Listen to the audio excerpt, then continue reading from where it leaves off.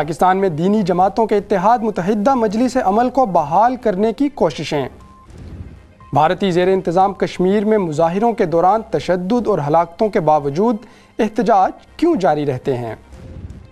رجب طیب Erdogan کی قیادت میں ترکی کیسے امت مسلمہ کا نیا لیڈر بنتا جا رہا ہے؟ اور کھیل کے میدان سے آپ کو بتائیں گے برطانیہ کی باکسنگ میں نمایاں کامیابیاں۔ پاکستان میں دینی و مذہبی جماعتوں کا اتحاد کوئی نئی بات نہیں۔ کیا میں پاکستان کے بعد ہی سے ملک میں مختلف ایشوز اور نعروں کو بنیاد بنا کر یہ اتحاد بنتے اور ٹوٹتے رہے ہیں؟ اگرچہ ان میں سے زیادہ تر اتحادوں کی نوعیت احتجاجی سیاست اور اقتدار میں موجود افراد کے خلاف رائے عامہ کو ہموار کرنا رہی ہے، لیکن 2002 کے عام انتخابات سے قبل متحدہ مجلس عمل نامی مذہبی سیاسی جماعتوں کے اتحاد نے الیکشنز میں بھی خاطر خواہ کامیابیاں سمیٹیں اور صوبہ خیبر پختونخوا میں حکومت بنانے میں بھی کامیاب رہے۔ ملک میں ایک مرتبہ پھر انتخابات کی آمد ہے اور مختلف انتخابی اتحاد بننے یا بنانے کی کوششیں جاری ہیں۔ انہی حالات میں متحدہ مجلس عمل کو ایک مرتبہ پھر بحال کرنے کا فیصلہ کیا گیا ہے، بتا رہے ہیں نعمان سید اپنی اس رپورٹ میں۔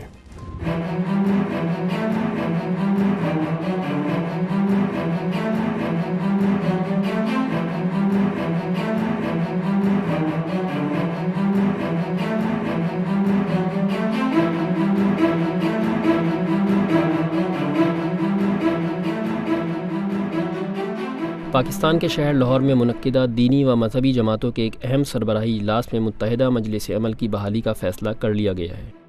یہ فیصلہ جماعت اسلامی پاکستان کے ہیڈ کوارٹر منصورہ لاہور میں ایک طویل مشاورتی اجلاس کے بعد عمل میں آیا۔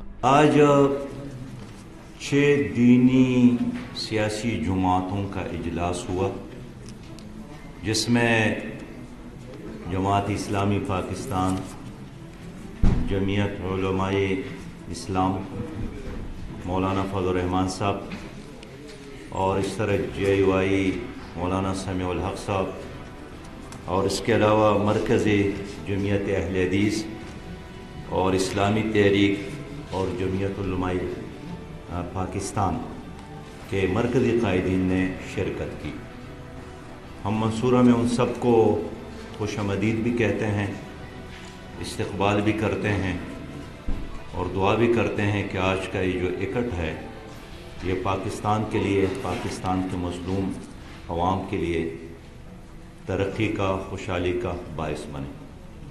آج ہمارے اس مجلس میں چند فیصلے ہو گئے ہیں، اور پہلی بات یہ ہے کہ متحدہ مجلس عمل کی بحالی کا اصولی فیصلہ ہوا ہے۔ جماعت اسلامی کے امیر سراج الحق نے اتحاد کی خواہش مند دیگر مذہبی جماعتوں کے رہنماؤں کے ہمراہ میڈیا سے گفتگو کرتے ہوئے کہا کہ MMA کی بحالی کا اصولی فیصلہ کر لیا گیا ہے اور اس کا باقاعدہ اعلان دسمبر میں کراچی میں کیا جائے گا۔ ذرائع کے مطابق اجلاس کے دوران اس بات پر بھی اتفاق کیا گیا کہ 6 جماعتوں کے سیاسی اتحاد کو وسیع کیا جائے اور پاکستان میں قائم دینی جماعتوں میں سے جو بھی انتخابات میں حصہ لینا چاہیں ان کو مسلکی تفریق کے بغیر شمولیت کی دعوت دی جائے گی۔ پاکستان اس وقت جن مشکلات سے دوچار ہے وہ معاشی مشکلات بھی ہے، سماجی مشکلات بھی ہے، بین الاقوامی دباؤ بھی ہے۔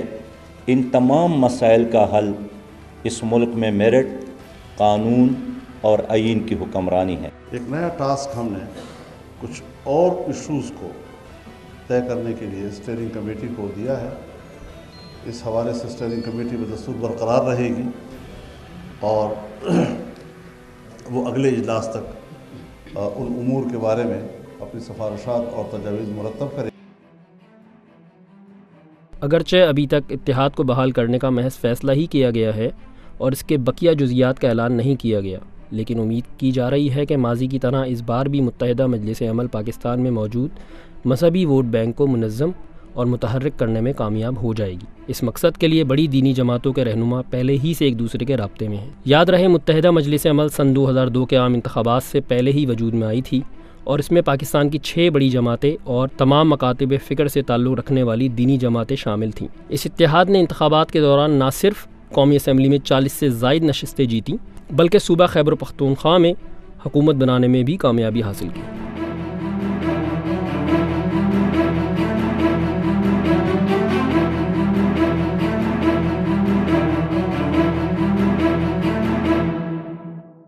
پاکستان میں دینی سیاسی جماعتوں کے ممکنہ اتحاد کی بحالی کے متعلق رپورٹ آپ نے دیکھی۔ پروگرام کو آگے بڑھاتے ہوئے بات کرتے ہیں کشمیر کی۔ بھارتی زیر انتظام کشمیر میں مظاہروں کا سلسلہ نیا نہیں۔ لگ بھگ 70 سال کا عرصہ گزر جانے کے باوجود کشمیری عوام نے ہندوستان کی حاکمیت تسلیم نہیں کی، اور اس کا اظہار گاہے بگاہے مظاہروں کی صورت میں سامنے آتا رہتا ہے۔ کشمیری عوام کیوں بھارت سرکار کے خلاف سڑکوں پر نکلتی ہے، بتا رہے ہیں سری نگر سے واحد بشیر۔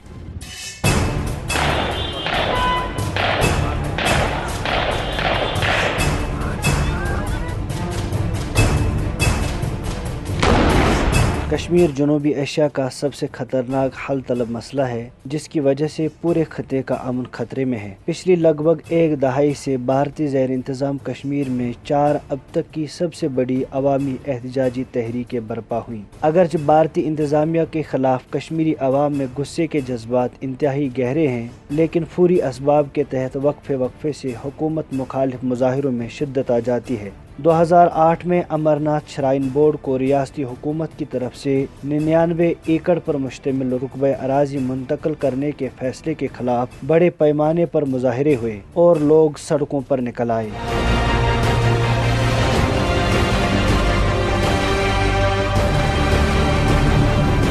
عوامی احتجاج کو دبانے کے لیے حکومتی فورسز نے طاقت کا بے تحاشا استعمال کرتے ہوئے 100 کے قریب لوگوں کو موت کی ابدی نیند سلایا۔ اسی طرح 2010 میں 3 بے گناہ کشمیری نوجوانوں کو ملیٹنٹ ظاہر کر کے بھارتی افواج نے سرحدی ضلع بارہمولہ میں جیلی انکاؤنٹر کے دوران ہلاک کیا، جس کے بعد حریت کانفرنس کی کال پر ایک بڑی احتجاجی تحریک برپا ہوئی۔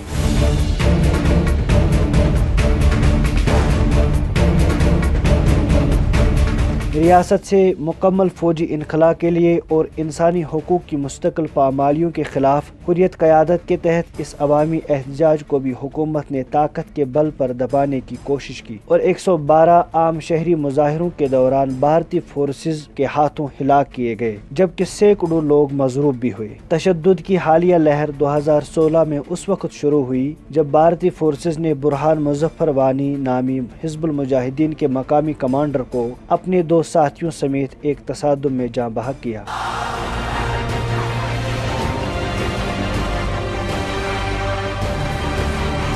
اس ہلاکت کے فوراً بعد عوامی احتجاج اور مظاہرے شروع ہوئے۔ اس تحریک کے دوران 145 عام شہریوں کی بھارتی فورسز کے ہاتھوں ہلاکت کے علاوہ 15,000 سے زیادہ لوگ زخمی ہوئے۔ ان مضروبین میں 4500 سے زیادہ لوگ پیلٹ شاٹ گن کے شکار ہوئے ہیں، جن میں سے 1000 سے زائد لوگوں کی آنکھیں جزوی یا مکمل طور پر ناکارہ ہو گئی ہیں۔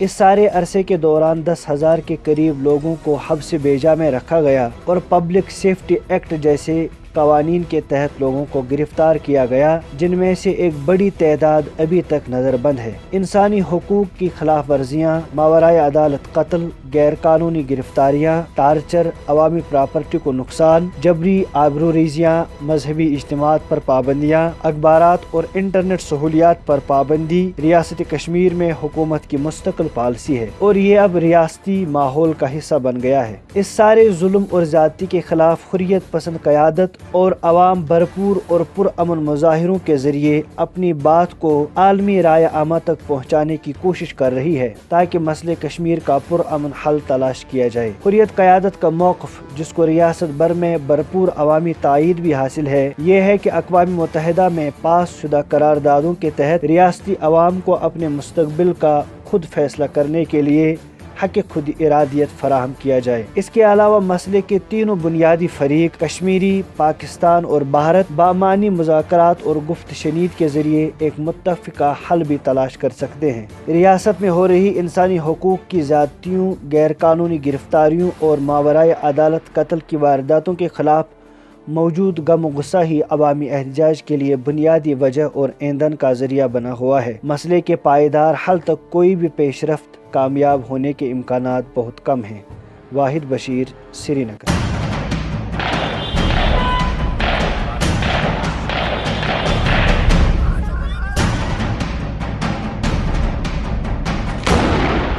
سری نگر سے رپورٹ آپ نے ملاحظہ کی، اور اب ایک نظر دنیا بھر میں رونما ہونے والی کچھ اہم خبروں پر۔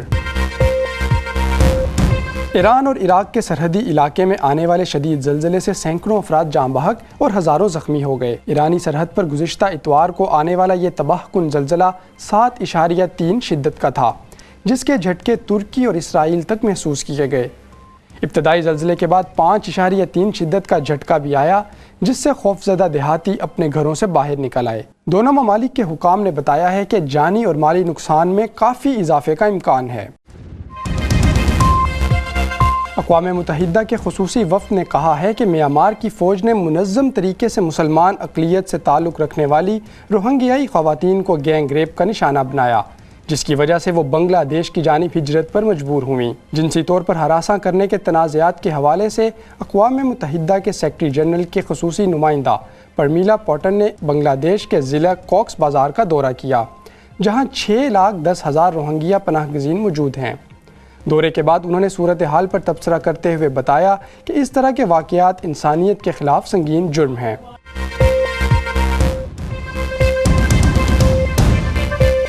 فٹ بال کی دنیا سے تہلکہ خیز خبر یہ ہے کہ 4 بار عالمی کپ اپنے نام کرنے والا اٹلی تاریخ میں پہلی بار ایونٹ کے لیے کوالیفائی کرنے میں ناکام ہو گیا۔ فٹ بال ورلڈ کپ 4 مرتبہ اپنے نام کرنے والی اٹلی کی ٹیم کوالیفائنگ راؤنڈ میں سویڈن کے خلاف کھیلے گئے میچ کو جیت نہ سکی، اور یہ میچ بغیر کسی گول کے برابر رہا۔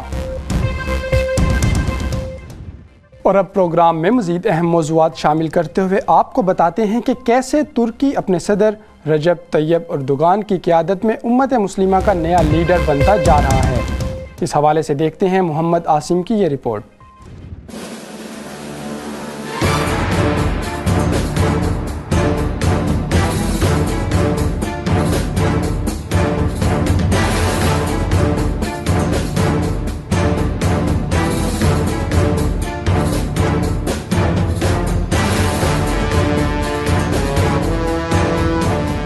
یورپ اور ایشیا کے سنگم پر خوبصورت ملک ترکی، جہاں کئی برسوں بعد سیکولرزم کا پردہ چاک ہوا اور نیا ترکی ابھر کر سامنے آیا۔ سال 2017 کے اختتام پر ترکی کی شرح نمو 6% سے بھی زیادہ ہو چکی ہے۔ ترکی کے معاشی ماہرین کے مطابق آئندہ چند برسوں میں ترکی تیزی سے ترقی کرنے والے 20 ممالک کی فہرست میں اول نمبر پر آ جائے گا۔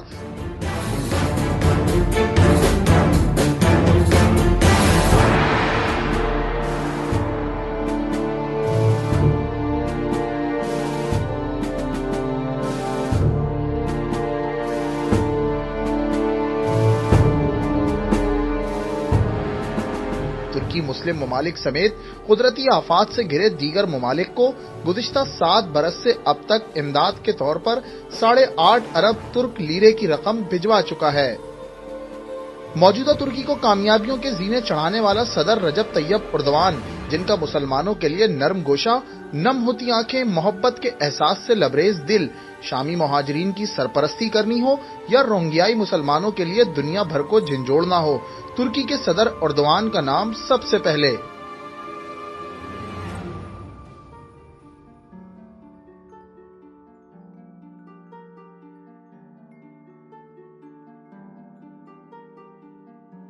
دنیا بھر کے مسلمانوں کی امیدوں کا محور و مرکز ترکی گزشتہ سال جولائی میں فوجی بغاوت کے کاری وار کو بھی سہ گیا۔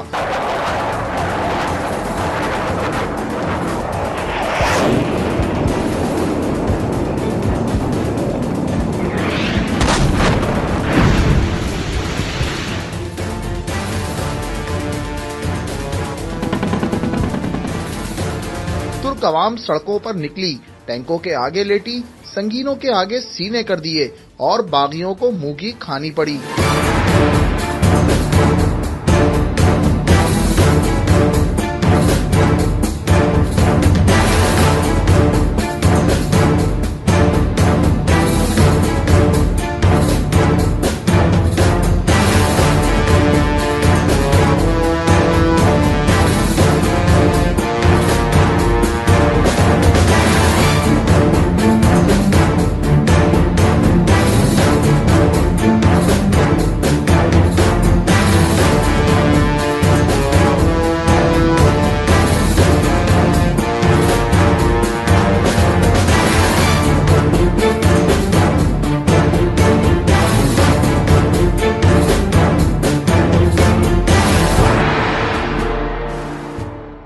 رجب طیب اردوان ہی تھے جب روہنگیائی مسلمانوں کی نسل کشی شروع ہوئی تو انہوں نے کھل کر آنگ سان سوچی کو ظالم قرار دیا۔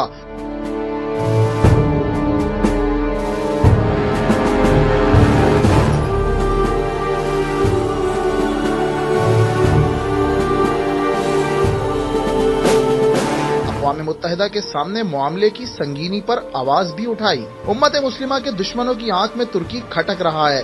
تیزی سے ترقی کرتے ترکی سے نالا قوتیں اسے کمزور کرنے کے لیے اپنی کوششیں جاری رکھتی ہیں، لیکن ترکی کی مربوط قوم اپنے مضبوط صدر کی قیادت میں سپر پاور بننے کا تاج سجانے کے لیے آگے بڑھ رہی ہے۔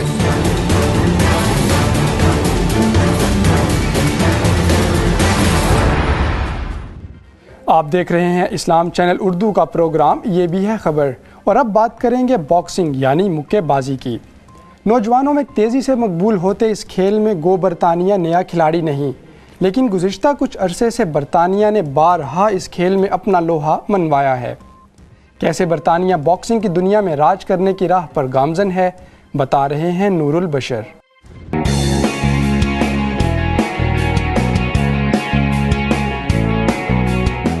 برطانیہ کی باکسنگ کے میدانوں میں ابھرتی ہوئی بادشاہت۔ دنیائے باکسنگ پر امریکی حکمرانی ایک عرصے سے قائم و دائم ہے۔ آل ٹائم گریٹ سپورٹس مین کا اعزاز پانے والے شوہر آفاق باکسر محمد علی کا تعلق بھی امریکہ سے تھا۔ 1960 میں منعقدہ روم اولمپکس میں صرف 18 برس کی عمر میں طلائی تمغہ جیت کر کم عمر ترین ایتھلیٹ کا اعزاز حاصل کرنے کا ریکارڈ تاحال محمد علی کے پاس ہے۔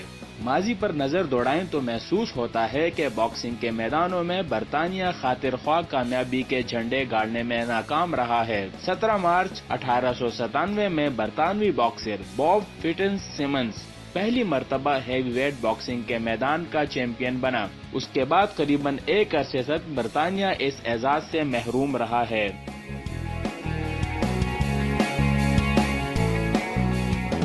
1994 کے بعد سے برطانوی باکسر امریکی بالادستی کے لیے خطرے کی گھنٹی بنتے گئے، جب لینوکس لیوس دنیائے باکسنگ کے بےتاج بادشاہ بنے۔ یہ وہ دور تھا جب عالمی افق پر برطانوی باکسرز نے کامیابی کے جھنڈے گاڑنے شروع کیے۔ 1994 سے 2017 تک 7 برطانوی باکسرز عالمی ہیوی ویٹ چیمپئن بنے۔ چیمپئنز کی اس لسٹ میں لینوکس لیوس کے بعد ہربی بائٹ 1995، فرینک برینیو 1996، ہنری 1997، ڈیوڈ ہے 2011، ٹائسن فیوری 2016 کے عرصے تک عالمی چیمپئن بنے، جبکہ انتھونی جوشوا 2016 سے تاحال چیمپئن ہے۔ نہ صرف ہیوی ویٹ میں برطانوی باکسرز کا طوطی بول رہا ہے، بلکہ دیگر کیٹیگریز میں بھی برطانوی باکسرز کامیابی کے جھنڈے گاڑتے چلے جا رہے ہیں۔ پاکستانی نژاد برطانوی باکسر عامر خان کی موجودہ مثال سب کے سامنے ہے۔ عامر خان نے ایتھینز اولمپکس 2004 میں دنیا کو اس وقت ورطہ حیرت میں ڈال دیا جب 17 برس کی عمر میں وہ اولمپکس کے فائنل تک رسائی حاصل کرنے میں کامیاب رہے، جہاں سلور میڈل کے ساتھ عامر دوسرے نمبر پر آئے۔ یاد رہے، عامر خان برطانیہ کا کم عمر ترین اولمپکس میڈلسٹ ہے۔ اس کے ساتھ ساتھ عامر خان باکسنگ کے اولمپک مقابلوں کے فائنل تک رسائی حاصل کرنے والے کم عمر ترین ایتھلیٹ بھی ہیں۔ کم عمر ترین اولمپک گولڈ میڈلسٹ کا ریکارڈ تاحال انجہانی محمد علی کے پاس ہے۔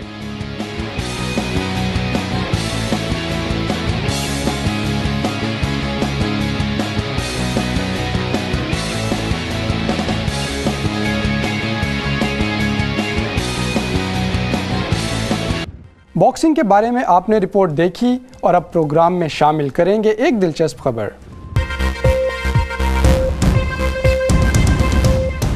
اسکائی ڈائیونگ کا انوکھا انداز اپناتے ہوئے یہ نوجوان راکٹ کا ماڈل اٹھا کر جہاز سے کودے اور آسمان کی بلندیوں کو چیرتے ہوئے زمین کی جانب سفر شروع کر دیا۔ اس مظاہرے کے دوران یہ تمام اسکائی ڈائیورز اپنے ہیلمٹ میں نصب کیمرے سے یادگار مناظر محفوظ کرتے رہے، جبکہ ساتھ ہی ساتھ پورا کیا ایڈونچر کا شوق بھی۔ منچلوں کی یہ انوکھی ویڈیو سوشل میڈیا پر خوب دیکھی اور پسند کی جا رہی ہے۔